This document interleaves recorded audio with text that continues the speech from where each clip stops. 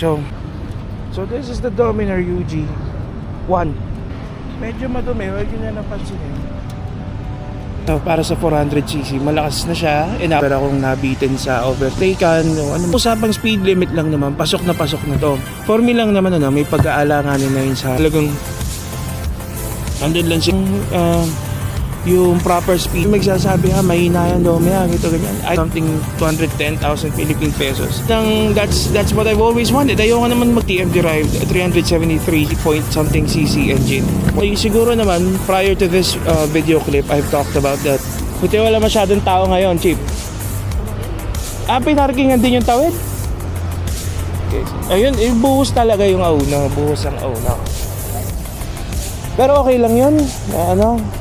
Hindi nga. So, hindi naman na sila doon, yung mga nag-park doon. Bigla nga may nanunutok dyan, di ba? Nangunguha ng